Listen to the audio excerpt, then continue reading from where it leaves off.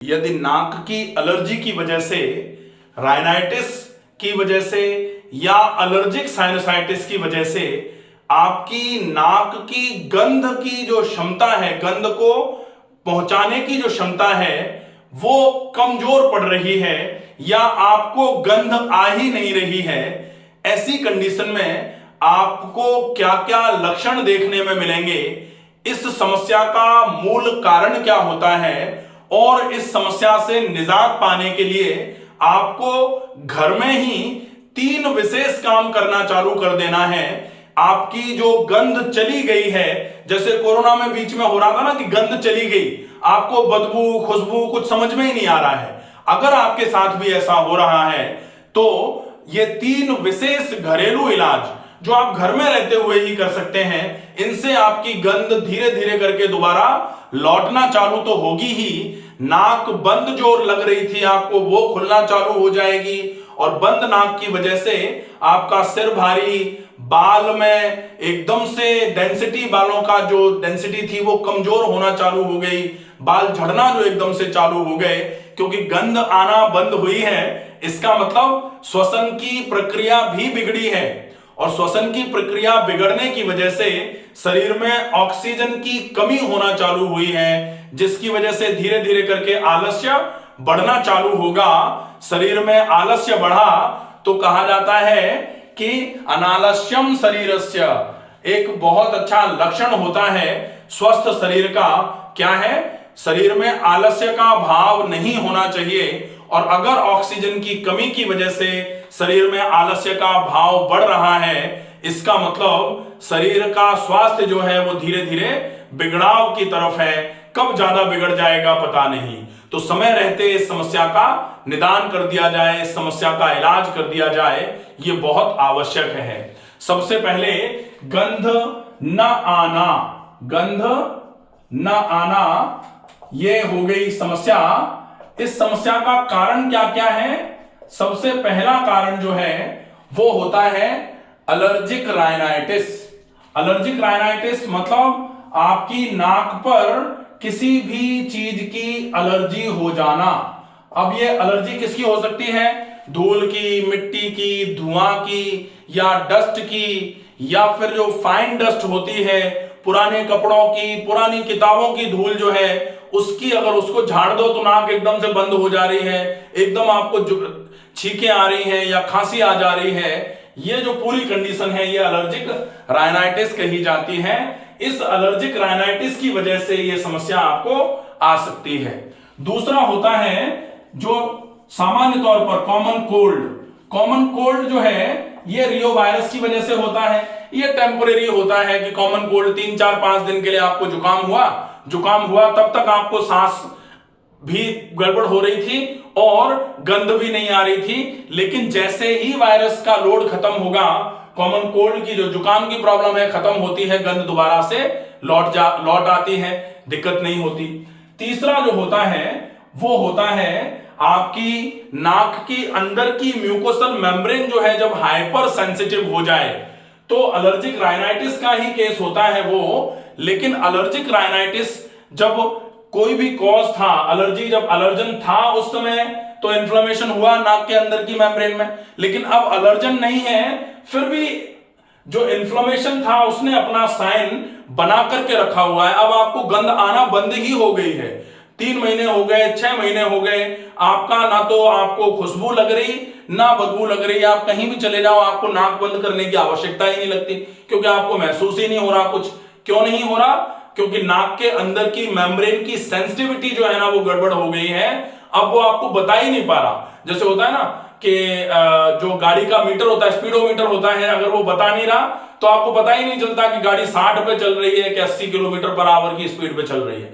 ठीक वैसे ही आपके ये जो इंफ्लेमेटरी चेंजेस जो आते हैं नाक के अंदर की मेम्ब्रेन में, ये इतने खराब सेंसिटिविटी कर देते हैं नाक की कि आपको पता ही नहीं लगता कुछ। तो ये तो हो जाएंगे मूल कारण। अब देखेंगे लक्षण के रूप में आपको क्या मिलेगा। लक्षण के रूप में आपको मिलेगा एक तो नाक का बंद होना, नाक बंद रहेगी। अगर नाक बंद रहेगी पहला लक्षण हो गया।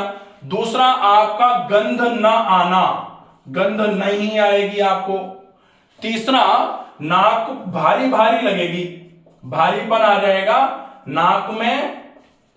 और पैरानेजल साइनसेस जो है ना, ये आपके साइनसाइटिस करा सकते हैं। आपका ये वाला हिस्सा जो है ये भारी भारी रहेगा। पैरानेजल साइनस जो है ये आपके भारी हो जाएंगे। पैरानेजल साइनस भारी हो जाएंगे। और चौथा जो लक्षण है वो रहेगा सिर में भारीपन। सिर में भारीपन रहेगा। सिर में भारीपन के अलावा पांचवा लक्षण होगा याददाश्त की कमी। याददाश्त भी कम होना चालू हो जाएगी। अगर याददाश्त की भी कमी होना चालू हो गई तो धीरे धीरे करके आपकी और समस्याएं आना चालू हो जाएंगी। तो ये हो जाएंगे सारे लक्षण। अब आप देखें कि इन समस्याओं का इलाज कैसे करोगे आप। ये तो कारण आपको समझ में आ गया कि नाक बंद हो गई थी। नाक बंद होने का कारण था एलर्जिक राइनाइटिस या कॉमन कोल्ड हुआ था। लेकिन आपने इसको समझ तो लिया कि ये प्रॉब्लम हो गई है। अब आप इसका ट्रीटमेंट कैसे करोगे। तो इसकी ट्रीटमेंट के लिए उपचार जो है, उपचार क्या होगा। सबसे पहला उपचार जो है वो होगा नाक को अच्छे तरीके से साफ गुनगुने पानी में नमक डाल करके नाक की मेम्ब्रेन को अच्छे से अंदर धोना। इसको क्या बोला जाता है, जल नैती। अगर आप जल नैती नहीं सीखे हैं, आपने कहीं कभी करी नहीं है जल नैती, तो जल नैती बाय डॉक्टर रमाकांत शर्मा पूरा एक वीडियो है, आप उसको अच्छे तरीके से देख लीजिए। प्रोबेबली आप उसको देख करके ही आप उसको करना समझ लेंगे।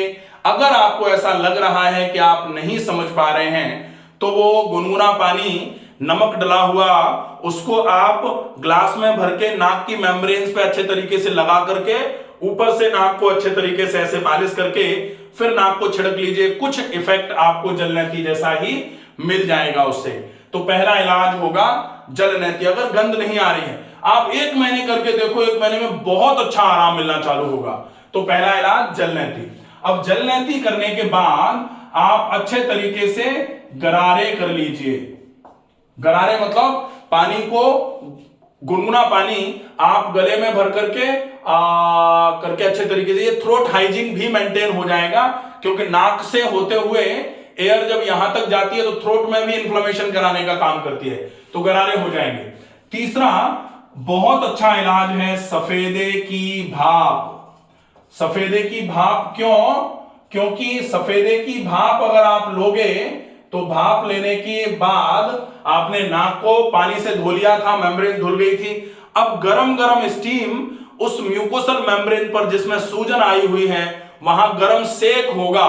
धीरे धीरे करके वहां की जो हाइपर सेंसिटिविटी थी वो धीरे धीरे करके कम होना चालू हो जाएगी। तो सफेदे की भाप लगभग 3 मिनट के लिए एक बार में श्वास भरना 3 से 5 सेकंड के लिए, और कम से कम 30 बार श्वास भरनी और छोड़नी है एक बार में जब भाप ले रहे हैं तब। भाप कैसे लेंगे?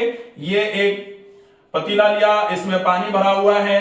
इस पानी को गैस पर रख करके आपने गैस का स्टोव चालू किया और ये जो है ना, ये पानी गर्म हुआ, इसमें सफेदे के पत्ते डाले हुए हैं। सफेदे के पत्तों की जो, अब जो सफेदे के पत्ते उबलेंगे तो इससे ऐसे ऐसे करके भाप निकलना चालू होगी। और ये जो भाप है आप तौलिया को ओढ़ करके इस भाप को नाक से लेते हुए फेफड़ों तक ले जाएंगे। कितनी बार श्वास भरनी छोड़नी है? 30 बार। एक बार में कितने सेकंड तक इनहेल करना है? कम से कम 3 सेकंड, कोशिश हो जाए तो 5 सेकंड श्वास को इनहेल करते रहना है, ताकि ये जो श्वास है ये नाक में अंदर तक अच्छे तरीके से सिकाई कर दे और वो भाप फेफड़ों तक जाकर के आपके शरीर के ऑक्सीजन के कम होते हुए स्तर को पूरा अच्छे तरीके से मेंटेन कराने के लिए फेफड़ों को मजबूत भी कर दे। तो ये सफेदे की भाप बहुत अच्छा इलाज होगा, पहला, दूसरा और तीसरा। अब सफेदे की भाप करने के बाद चौथा इलाज है नश्य। नश्य मतलब नाक में गाय का घी। नाक में गाय का घी, ये कितना डाला जाए? ये डाला जाए कम से कम 3-3, 4-4 बूंद। अगर 3-3, 4-4 बूंद नाक से हो नाक में घी डाला जाएगा तो ये नाक के मेम्ब्रेन को लुब्रिकेट कराने का काम करेगा बहुत अच्छे तरीके से। ये वाला प्रोसेस आपके काम में आएगा। नस्य बाय डॉक्टर रमाकांत शर्मा, पूरा वीडियो है, आप इसको देख सकते हैं। जलनेती, गरारे, सफेदे की भाप, नस्य, ये चारों वीडियो आपको अलग से मिल जाएंगे। आप इनको कैसे करना है, how to perform, pre operative, operative, post operative, किन किन चीजों की आवश्यकता है इनको करने के लिए, कैसे इसको किया जाएगा, सारा है, तो आप वो देख सकते हैं। और नस्य करने के बाद 5वें नंबर पर जो और अच्छा उपचार जो आपको इस समस्या से पूरे तरीके से निजात दिलाने में आपकी मदद करेगा वो है प्राणायाम। प्राणायाम यदि आप अच्छे तरीके से करते हैं तो निश्चित ही आपकी ये जो गंध न आने वाली समस्या है ये लगभग 1 महीने में मोर देन 50% क्लियर हो जाएगी। आशा है ये वीडियो आपको पसंद आएगा। ज्यादा से ज्यादा ऐसे लोगों को जिनकी नाक बंद रहती है या जिनको खर्राटे आते हैं, ज्यादा जिनको गंध नहीं आ रही है, जिनको राइनाइटिस, जुकाम बार बार होता है, छींकें ज्यादा बार आती हैं, खांसी बार बार हो रही है, ऐसे सभी लोगों के लिए ये चीजें बहुत उपयोगी रहेंगी। स्पेशली गंध न आने की जो समस्या है जिनको, उनके लिए ये वाला उपचार बहुत ही उपयोगी सिद्ध होगा। ज्यादा से ज्यादा लोगों तक इस वीडियो को पहुंचाइए। सुरक्षित रहिए, स्वस्थ रहिए। धन्यवाद।